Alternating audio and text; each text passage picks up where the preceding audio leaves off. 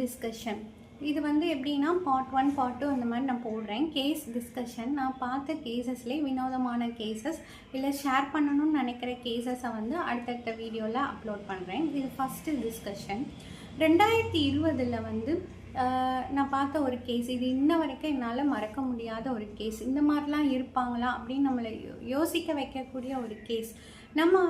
நாங்கள் படிக்கும் போது செகண்ட் இயரில் ஃபாரன்சிக் மெடிசன் அண்ட் டாக்ஸிகாலஜி வந்து நாங்கள் படிப்போம்.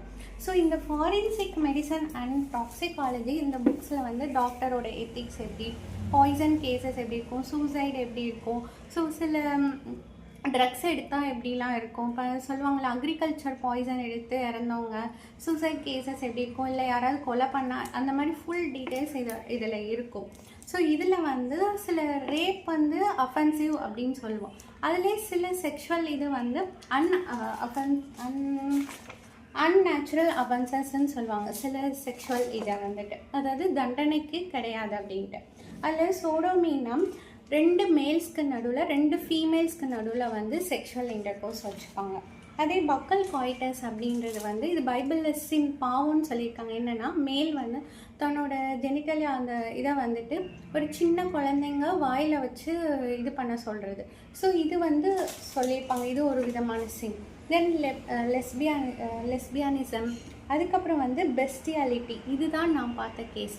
பெஸ்டியாலிட்டினா என்னென்னா மேல் வந்து அவங்களோட அந்த பீனிஸை வந்துட்டு ஃபீமேல் டாக் லோயர் அனிமல்ஸில் வந்து விட்டு பண்ணுறது, இன்டர்கோர்ஸ் பண்ணுறது. ஸோ இந்த மாதிரிலாம் இருக்குமான்னு நம்ம யோசிச்சுருப்போம். பட் இந்த மாதிரி இருக்குது. உண்மையான ஒரு கேஸ். அதாவது இதை வந்து அவங்க ஒய்ஃப் தான் என்கிட்ட சொன்னாங்க. ஸோ 2020 வந்துட்டு அவங்க வந்து எப்படி வந்தாங்கன்னா, தட் மேல் வந்து என்ன பண்ணாங்கன்னா அவங்களோட இது இன்டர்கோர்ஸ் அப்போ வெஜைனல் ஓப்பனிங்கில் உள்ளே விட்டு பண்ணாமல் அவங்க வந்து யூரினரி ஓப்பனிங்கில் உள்ளே விட்டு பண்ணிட்டாங்க. அது வந்து தெரிஞ்சே பண்ணியிருக்காங்க. ஸோ அதனால அவங்களோட என்ன ஆச்சுன்னா அவங்களோட யூரினரி பிளாடரோட கண்ட்ரோல் அந்த ஸ்டிச்சர் இருக்கும் இல்லையா, ஸோ அது வந்து லாஸ் ஆகிடுச்சு. அந்த டைட்னஸ் எல்லாம் போயிட்டு அவங்களுக்கு நின்றுட்டு இருக்கும் போதே யூரின் லீக் ஆக ஆரம்பிச்சிருச்சு. கண்ட்ரோலே இல்லாமல் இன்வாலண்ட்ரியாக தானாகவே யூரின் வந்து லீக் ஆக ஆரம்பிச்சிருச்சு. ஸோ அவங்க எவ்வளவோ அலோபதி ஹாஸ்பிட்டல் போகிறாங்க, சரியாகலை.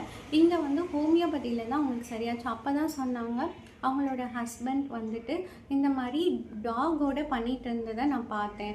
அப்போ எனக்கு ஃபாரன்சிக் மெடிசன் அண்ட் டாக்ஸிகாலஜி புக்கில் மென்ஷன் பண்ண மாதிரி இந்த மாதிரி சிலர் இன்னும் இருக்க தான் செய்கிறாங்க அப்படின்றது புரிஞ்சுது. ஸோ ஒரு சிலருக்கு வந்து அந்த ட்ரெஸ்ஸஸை பார்க்கும்போது ஃபீமேலோட ட்ரெஸ் இன்னர்ஸை பார்க்கும்போது கூட அந்த மாதிரி சில